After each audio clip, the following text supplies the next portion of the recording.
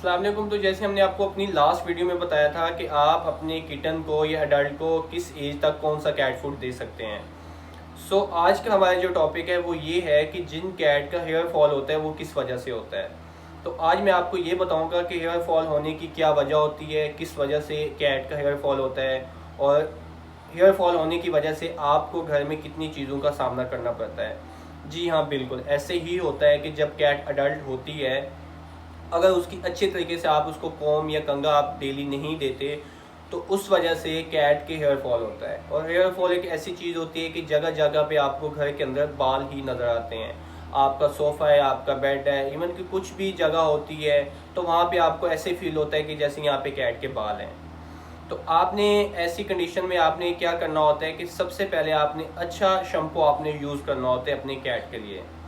और वीक में एक दफ़ा आपने उसको बाथ देना होता है। बाथ देने से क्या होता है कि उसकी स्किन और उसका जो कोट होता है वो बिल्कुल फ्लफ़ी हो जाता है, और जो टूटा हुआ बाल होता है, जो डेली बेस पे उसके बाल टूटते हैं और वो भी वहाँ से ख़त्म हो जाते हैं।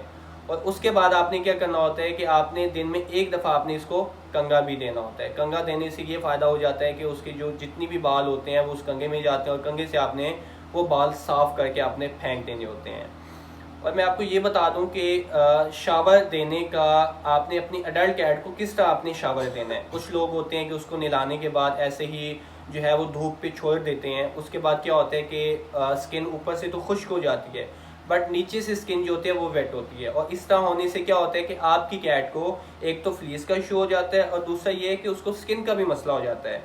आपने ऐसा बिल्कुल नहीं करना। अगर आपने कैट को बाथ दिया है तो उसके बाद अच्छे तरीके से आपने उसको टॉवल करना है, और टॉवल भी आपने ऐसे करना है कि उसकी बॉडी जो है वो बिल्कुल खुश्क हो जाए। खुश्क होने के बाद आपने उसको कंघा देना है। कंघा देने के बाद आपने सिंपल घर के अंदर जो हम लोग अपना यूज़ करते हैं, आपने उस ड्रायर के साथ आपने अपनी कैट को अच्छे तरीके से आपने उसको ड्रायर कर लेना है, ताकि वो बिल्कुल खुश्क हो जाए और कहीं पे उसकी स्किन गीली ना हो। अगर स्किन उसकी गीली होती है, कहीं से बाल गीले होते हैं, तो वो क्या हो जाते हैं कि वहाँ से बाल आपस में इकट्ठे हो जाते हैं, नॉट्स बन जाते हैं, और वो एक ऐसी चीज़ होती है कि स्किन वहाँ से बहुत टाइट हो जाती है नीचे से, और बालों का एक गुच्छा जो है वहाँ पे बन जाता है। वो आपको काटने के लिए या निकलवाने के लिए आपको किसी क्लिनिक पे या किसी वेट के पास आपको जाना होता है।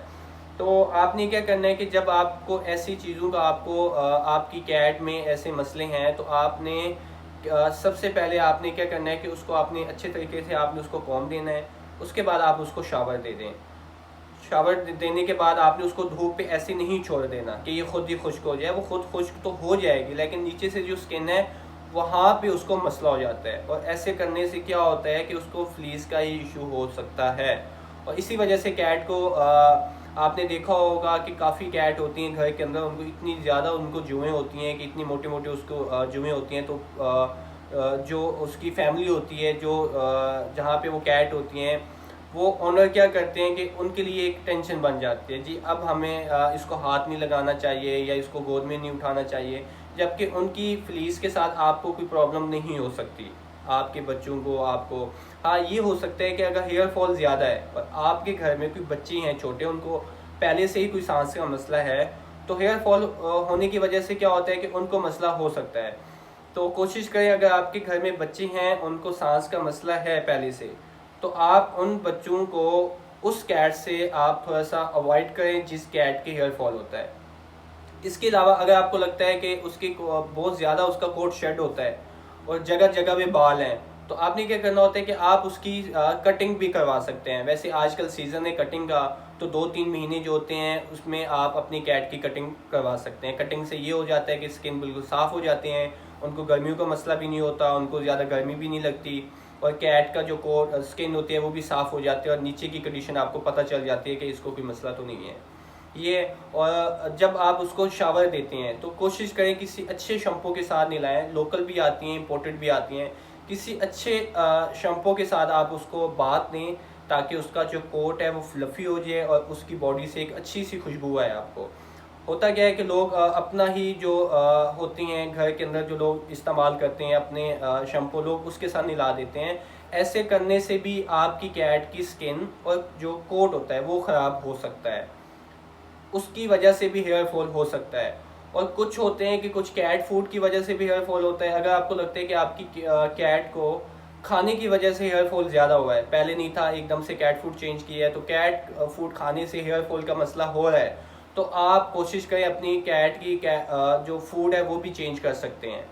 और इसी तरह आप अपनी कैट को मैनेज करें ताकि हेयर फॉल का मसला ना हो और उसकी स्किन को इश्यूज़ ना हो, और इसके अलावा उसको फ्लीस का या स्किन की कोई प्रॉब्लम ना हो आपकी कैट को। तो ये सिंपल चीज़ें होती हैं। इन ऐसे काम करने से आपको किसी डॉक्टर के पास या किसी क्लिनिक पे जाने की ज़रूरत नहीं है, ये घर में आप खुद भी कर सकते हैं। मेरे पास भी पेट है, मैं खुद ये चीज़ें देखता हूँ, खुद चीज़ें करता हूँ। ये चीज़ें हमने खुद करनी होती है अपने पेट की। छोटी सी काम के लिए या ऐसी चीज़ों के लिए आप ऐसे जाते हैं, आप 1500 या 1000 या 2000 आप जाके अपने शॉप पे क्लिनिक पे जाके दे के आते हैं बाथिंग के लिए। तो उतने में आप एक अच्छा शैम्पू ले लें और उसके साथ आप अपनी कैट को 3 महीने नहलाएं। 3 महीने तक वो ख़त्म नहीं होता आपसे।